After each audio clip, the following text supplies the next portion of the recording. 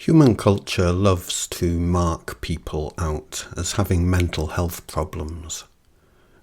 This person is a narcissist, this person is a psychopath, this person is a sociopath, this one is schizophrenic, this one is entitled, and this one has a superiority complex, and so on.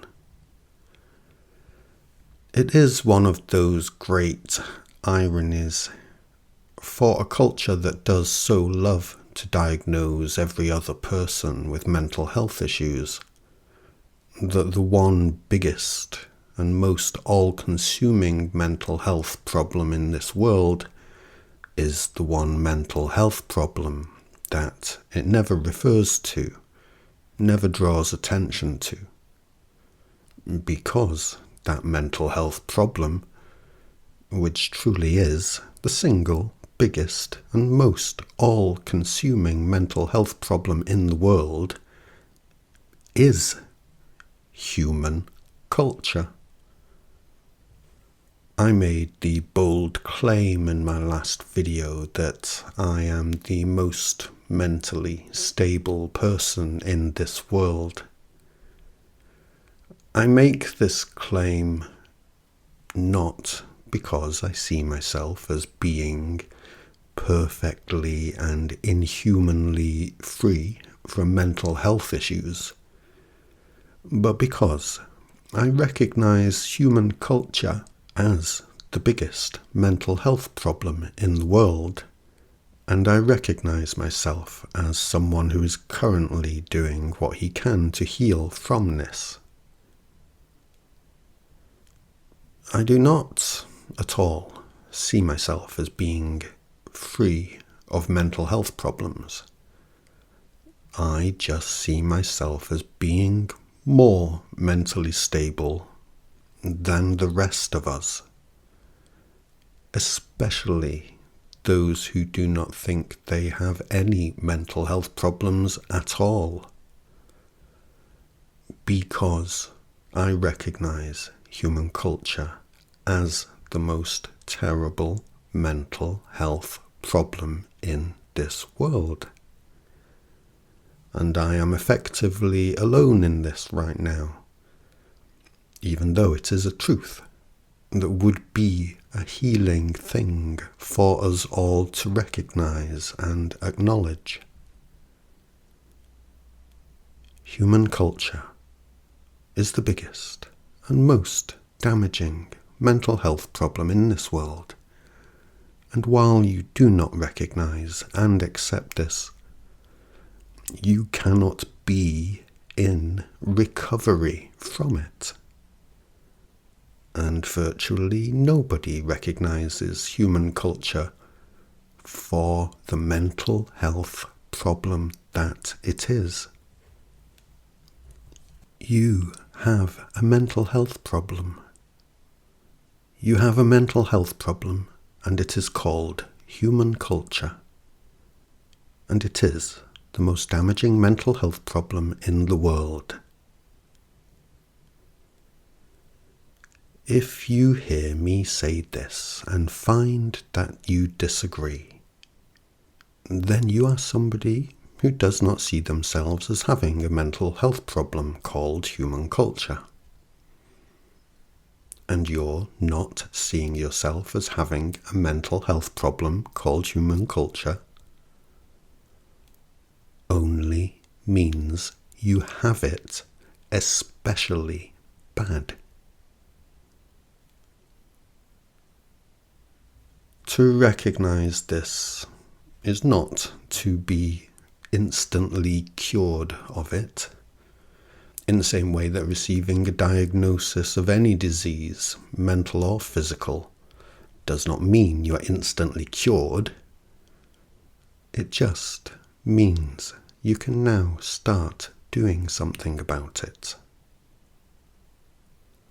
Until you recognize you have it, you are not going to be able to do anything about it. And if you do go ahead and recognize it, you may well find you feel worse before you start to feel better.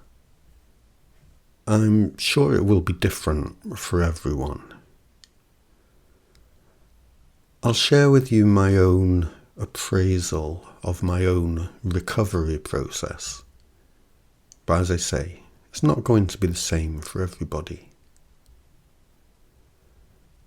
So, unless I am mistaken, I am the first person here to recognize human culture as the biggest and most terrible mental health problem in this world, and myself as being subject to it. This was the first step in my recovery, and I made it. And I have made it on my own.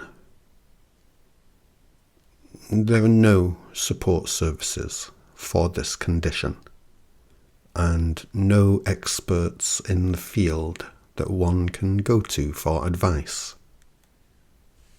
It's often the case when it comes to a healing process that we can feel worse while we are healing than we did before we started. There are many examples of this we could consider. One that springs quickly to my mind is that of the one who embarks on recovery from addiction. The drug you are addicted to, though clearly a problem, helps you feel better, as far as you are concerned, while denying yourself the drug causes you to feel worse. For a time, it does. So, healing can hurt. Healing is good, it is desirable, but it can hurt. And sometimes it can hurt more than the condition itself. When it comes to my own healing from human culture, even while I see myself as being more mentally stable than anyone else I know of here, I do see myself as suffering from a form of PTSD that I did not suffer from before I started my healing journey. I see myself, I feel myself as having some level of PTSD from my discovering that human culture is a terrible mental health problem.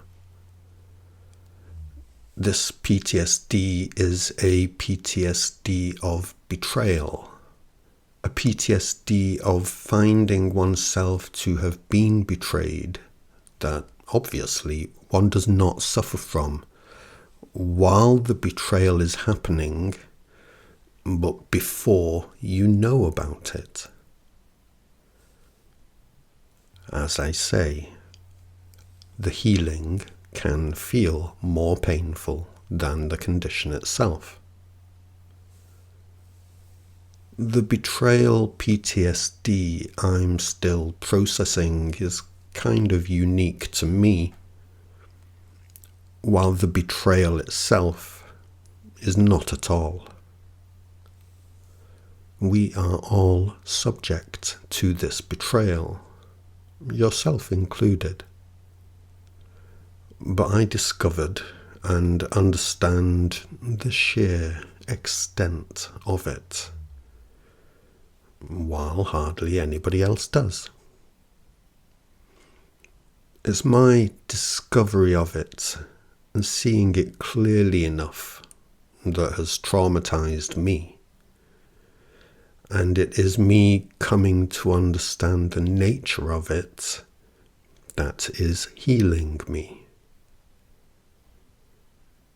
And so it is that we, the human race, if we are to find our healing, first need to discover the extent to which we are betrayed, see it clearly enough and feel the pain of it keenly enough so that we may then take it seriously enough that we may come to understand the nature of it.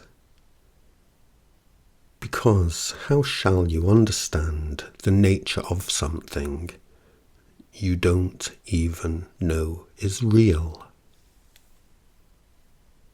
So what was it that I saw? And what was it I came to understand about the nature of our betrayal by human culture? The betrayal of us by our governments and by conspicuously wealthy people in general. This is the biggest layer of betrayal in worldwide human culture, and it is the least impactful on me personally, on the emotional level. In real life, day-to-day terms, it is, of course, an absolutely hideous situation for us all, that our governments and rich people should despise us so much. But I, like many, many of us, got used to it a long time ago, and then simply looked to do the best for myself I could in the face of it. Although the betrayal of us all by our governments and excessively wealthy is the truly hideous thing it truly is, I don't take it personally, because it is directed towards all of us, not just me. And so I don't feel so emotional about it. I do hate it. It's absolutely fucking awful. But I don't see it as a reflection of who I myself am. I can feel emotional about it, for sure. But I don't feel personally traumatized by it. The layer of betrayal that has traumatized me, because I was not at all prepared for it, is the betrayal of me by the people close to me in my life. Now, the amount to which you are betrayed by those who are close to you in your life is going to vary from person to person. Some of us are going to be subjected to more extreme cases of this than others. And I really don't know where my own particular case falls on the spectrum of this kind of betrayal. I suspect quite high, but nowhere near the top. As a child, I was generally only betrayed on the verbal and psychological level, while I know for many of you, you had to deal with it on the physical level also. Just how much each of you are backstabbed by family members, friends, lovers, work colleagues, and what have you. This can only vary wildly between us. But I do not doubt that the majority of you feel you have had your fair share of this. This layer of betrayal is particularly painful.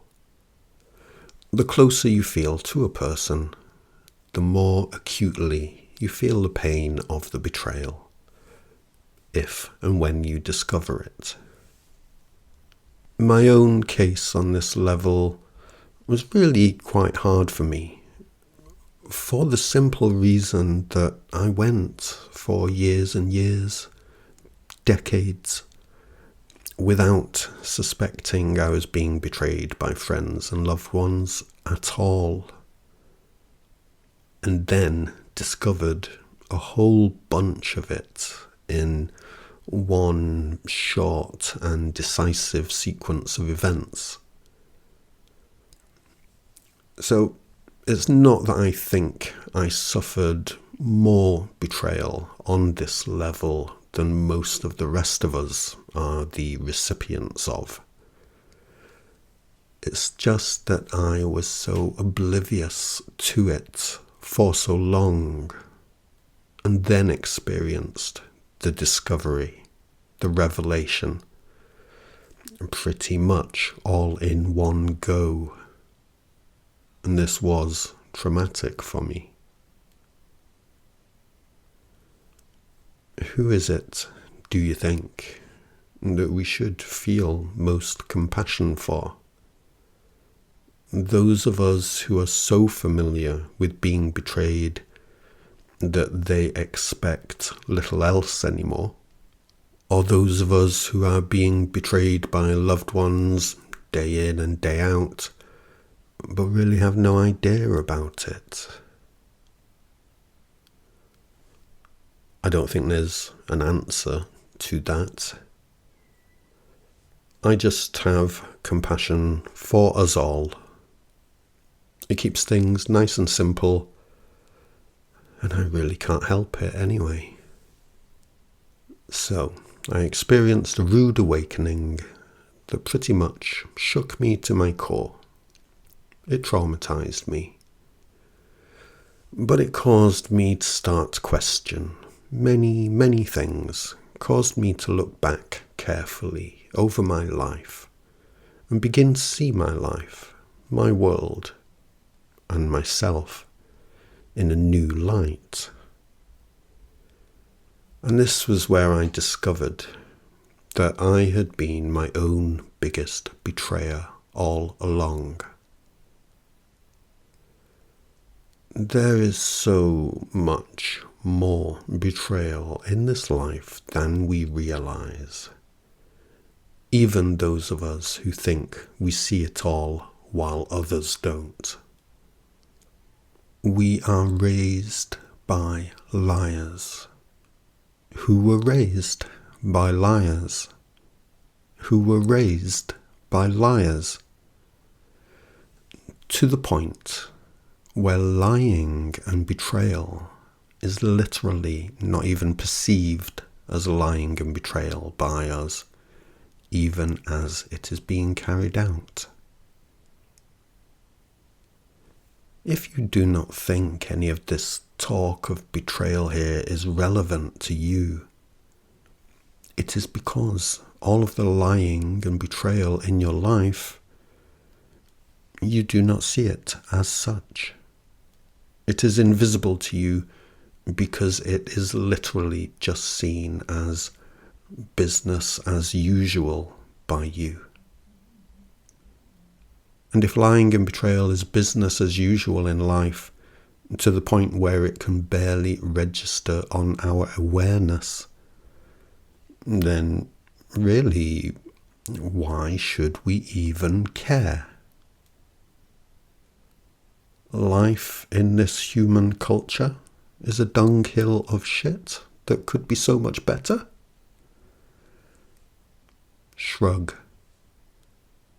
If it's all I've known my whole life, and I have no reason to expect it to change, well, shrug. I'm going to do what I've always done, because you can't miss what you've never had. You and the people in your life are constantly lying to and betraying each other to the point where none of you even think of it as lying and betrayal anymore. Shrug. If I don't even notice it, well, shrug. Why would I give a shit about it? Why should I? Really? If this is what we do, then this is what we do. If this is what we have always done, then this is what we have always done. The most overtly problematic layer of betrayal in human culture is that of governments and the owners of all of the money. It makes life hellish for countless people around the world. The most emotionally impacting layer of betrayal in human culture is that of the people we actually like, love, and trust. Because on those occasions we do discover it. It hurts like hell. It can be truly devastating. The most important layer of betrayal in human culture is our own self-betrayal. Because it is subtle, insidious, goes unnoticed by us, yet shapes our own entire life. It might seem reasonable, rational, and right to suggest that this human world's problems would be over the day our governments and money hoarders are made to stop lying to and betraying us all. In truth, it is the day we stop betraying ourselves that will show us the beautiful alternative to living in a dunghill of shit. The beautiful alternative that actually answers that question of, why should I care if this dunghill of shit is my life if I haven't had anything better? I'm gradually healing my PTSD of betrayal, but it feels like slow progress to me, because I'm here in this world surrounded by you guys. My healing can continue because I'm no longer accepting the lies and betrayal of others, because I'm no longer lying to and betraying myself. But still, I can't help but witness how you guys are all betraying yourselves as a daily matter of course, without it even registering on your awareness. And I know my healing would speed right up if there were at least a few of you who could see the sense in paying enough attention to notice it.